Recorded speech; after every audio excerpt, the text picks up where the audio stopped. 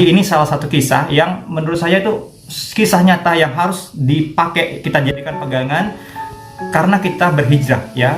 Karena kalau kita selama ini gitu kan rezeki kita sudah cari, kita nggak dapat, mungkin kita perlu mendekatkan diri kepada Allah. Kita perlu yang namanya berhijrah. Hijrah itu bukan hanya pindah satu tempat, tapi kita tinggalkan kebatilan menuju kebaikan ya. Hingga suatu ketika dulu ada cerita dikisahkan riwayat dari salah seorang sahabat gitu kan. Ada seorang ya, itu profesinya sebagai seorang pembegal gitu kan ya, suka judi, suka mabuk-mabukan, merampok, dunia hitam dia sudah lakukan. Nah, kalau misalnya Anda ya hari ini ada yang baru begal, itu sudah ketinggalan zaman, itu sudah kuno.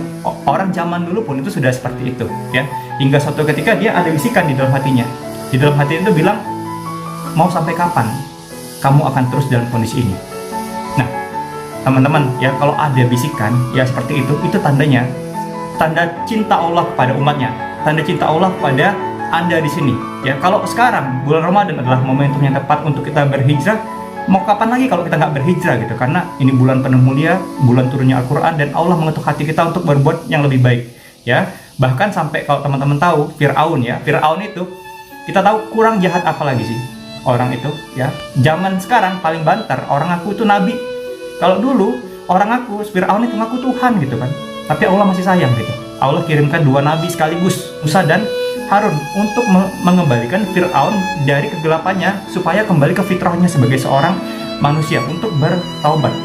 Saking jahatnya Fir'aun itu, kalau dia nggak suka ya, wah ini nggak bagus nih, penggal gitu ya. Bahkan kalau sempat ada yang dibilang bayi laki-laki itu berbahaya, itulah bayi laki-laki di depan ibunya digorok, bukan dipisahkan ya, maksudnya dipisahkan dulu baru dibunuh. Itu nggak gitu, itu lebih kejam lagi, di depan ibunya. Bayangkan ya, kalau orang tua melihat anaknya digorok di depan mata, itu seperti apa sih perasaannya? Itu jahatnya. Saking jahatnya Allah masih sayang gitu, mengutus 2 nabi untuk mengubah ya. Sehingga saatnya ya dia yang memilih untuk tidak mau untuk mendengarkan ya yang disampaikan oleh 2 nabi. Kita kembali ke kisah pemuda tadi ya, karena waktunya saya rasa masih cukup panjang, saya akan cerita ya. Kita kembali ke cerita pemuda tadi ya. Ada bisikan di dalam hatinya ya, mau sampai kapan sih kamu menjadi pembegal gitu? Akhirnya dia datang ke seorang ustadz gitu di kampungnya.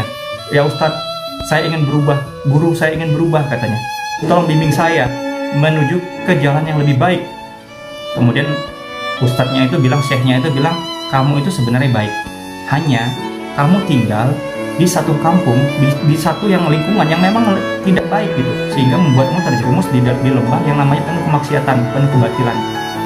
Terus apa yang harus saya lakukan guru katanya ya? Kamu coba datengin guru yang ada di tempat sana ya, di kampung lain gitu katanya. Kamu berguru di sana karena itu akan lebih pantas untuk membimbingmu. Akhirnya pemuda ini ya ikut gitu nasihat dari guru yang sebelumnya ya. Dia datang ke kampung yang tadi sudah ditunjukkan, bilang ya Syekh gitu, saya ingin berubah, saya ini dulunya adalah pembegal, saya orang yang banyak di dunia hitam dulu. Nah kemudian syekhnya itu bilang bahwa, apakah kamu sanggup mengikuti saya ya, sementara saya sendiri setiap harinya hanya minum air putih dan 1 butir korma gitu. Apakah kamu sanggup? Insya Allah saya sanggup Syekh gitu ya. Akhirnya dia mengikuti ya gurunya tersebut, belajar ilmu agama untuk niatnya karena Allah ya, berhijrah ya untuk belajar ya. Nah jangan dikira teman-teman kita berhijrah itu ya kita tidak ada ujian ya, tidak ada yang namanya gangguan setan. Setan selalu mengganggu ya. Kalau kita baru berhijrah ya, tiba-tiba kita khusyuk ya, baca Al-Quran, menghafal Al-Quran, tiba-tiba kita disibukkan dengan urusan-urusan yang bisa menunda kita membaca Al-Quran. Kita mau sholat yang tadinya mau tahajud ya, tiba-tiba dibuat ngantuk oleh setan ya. Kita mau dengar azan, mau ke masjid gitu, hujan. Itu pasti ada ujiannya kalau kita mau yang namanya berhijrah ya. Kita aja kalau mau di dunia ini mencapai kondisi tertentu di perusahaan, ujiannya banyak banget ya. Ini kalau kita nggak ada ujian untuk mencapai surga, itu kayaknya nggak mungkin gitu. Jadi pemuda tadi ada ujian. Nah hebatnya setan di sini mengujinya karena tahu ya, kalau dibilang ya udah kamu ngerampok, dia nggak akan mau. Tapi setan membisikkan kepada pemuda tersebut bahwa, pemuda katanya, kamu kan sedang berhijrah, melakukan hal-hal yang baik ya. Kamu kan pengen ya memberi kesenangan atau berbakti kepada gurumu itu ya juga ya, pikirnya dia. Itu berbisikan setan ya. Gimana caranya ya? Dalam hatinya, kamu kasih gurumu itu makan makanan yang lezat ya. Kamu cari keluaran kemana-mana gitu kan, makanan, karena gurumu itu kasihan loh, hanya makan kurma dan minum air putih. Oke, tergeraklah pemuda ini ya untuk jalan ke kota dia lihat ada perkampungan, dia lihat ada rumah gitu kan. Rumah pertama dilihatnya, wah kosong ya. Kemudian dia mencium ada bau yang enak gitu, ada makanan, datang berbekal kemampuannya dulu ya, yang maling, begal, dia masuk ke dalam rumah tersebut. Ya, akhirnya dia lihat, oh ini ada terong nih. Hati kecilnya nggak mau, tapi setan bisikan lagi nih ya, menggoda. Kamu makan aja deh, ambil, coba dulu, masukin ke dalam mulut gitu katanya ya. Nanti kamu kasih ke gurumu. Ya. Kalau gurumu tahu, ya namanya ustadz juga, paling dia akan bilang ya udah sedekahkan aja, nggak akan marah. Ya kadang-kadang kita mengatasnamakan ustadz itu apa namanya, ini ambil aja deh, ambil aja karena untuk ustadz ya, padahal nggak gitu. Jadi dibisikkan seperti itu oleh setan.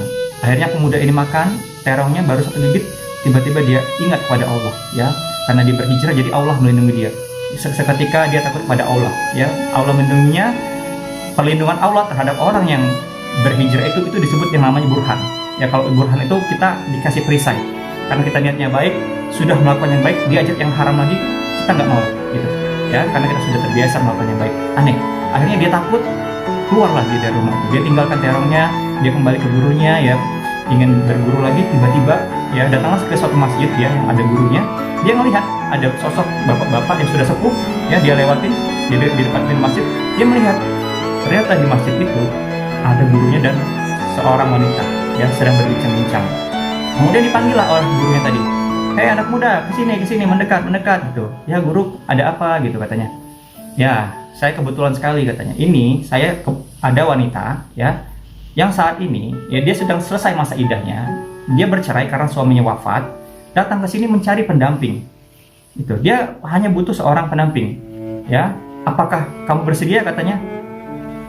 Wah, dia kalau yang orang ya yang tadinya nggak punya apa-apa, nggak punya harta, yang nggak punya lagi keahlian selain membegal gitu, kemungkinan dia akan jawab mau. Tapi pemuda ini karena sudah banyak belajar, dia bertanya, ya Syekh, saya ini gitu ya, orang yang nggak punya apa-apa, keahlian saya hanya mencuri gitu. Tapi ya, apa yang bisa saya berikan kepada wanita ini? Gurunya menjawab, kamu nggak perlu khawatir, wanita ini sudah ditinggalkan harta, rumah, dan semuanya dicukupkan kebutuhan oleh suaminya yang terdahulu. Jadi dia hanya membutuhkan pendamping. Ya, singkat cerita, setujulah dia menikah, gitu kan? Akhirnya yang di depan tadi itu ternyata bapaknya datang menjadi wali, mereka sah menikah. Nah, mereka pulang nih pada waktu itu. Pada saat mereka pulang, ya pemuda tadi sempat, astagfirullah, ini kayaknya yang ngeliatin kampung tadi tuh katanya. Ya cepat-cepat dia datang tuh, dilihatnya rumah pertama, wah bukan gitu, udah mulai deg-degan. Akhirnya pemuda tadi narik tangan istrinya ya, kencang gitu, ngeliatin rumah yang satunya tadi. Ternyata istrinya bilang, sayang mau kemana sih kamu, cepet-cepet gitu, rumah kita tuh ini. Ketika dia kayak, wah ini rumah yang mau saya ambil nih dari terongnya ya. Kemudian dia masuk ke dalam rumahnya, istrinya kaget, wah terong saya kok kayaknya ada nih, kok jatuh ya berserakan ya, kayaknya ada yang mau makan nih. Nah, kalau misalnya ya Anda gitu di posisi itu, apa yang Anda lakukan? Kebanyakan orang bilang kucing gitu. Kucing disalahkan, padahal kucing itu nggak ada salah gitu kan, selalu menyalahkan kucing. Tapi karena dia ingat Allah ya, dia mendapatkan perlindungan dari Allah dan dia berhijrah menjadi lebih baik, dia bilang ya, sayang, ini nggak ada satu kata pun yang saya kurangi, ya saya ingin bicara jujur. Sebenarnya yang makan terong itu adalah saya, tapi demi Allah saya mau makan terong itu karena bisikan setan, saya ingin memberikan kepada guru. Tiba-tiba pada saat saya mau makan terong itu, katanya ya, saya merasa takut dengan Allah. Akhirnya terongnya saya muntahkan, jatuh ke lantai. Maafkan aku sayang, katanya. Nah terus wanita itu bilang, wallahi katanya, ya sepotong terong yang engkau jatuhkan di lantai itu bukan hanya diganti oleh Allah dengan terong, tapi juga Anda mendapatkan panci-pancinya, rumah beserta isinya. Ya, Masya Allah, jadi seperti itu kisah orang yang berhijrah. Mungkin saat ini kita selalu berpikir secara logika, saya itu nggak ada pendapatan lagi, saya nggak ada harta. Tapi yakinlah kalau misalnya kita niat ibadah ya, hijrah karena Allah, Allah akan ganti. Cuma nanti Anda itu akan diberikan kenikmatan dulu untuk beribadah. Pada saat kita susah ya, Nabi Ayub kenapa dia sakit gitu kan? Karena Allah ingin melihat nih, ya bukan berarti Allah mengazab, tapi harta yang ditarik untuk mengingat ya, untuk bertasbih, bertahmid gitu, untuk beristighfar dan beribadah kepada Allah. Mungkin seperti itu Coach Alfa jawabannya.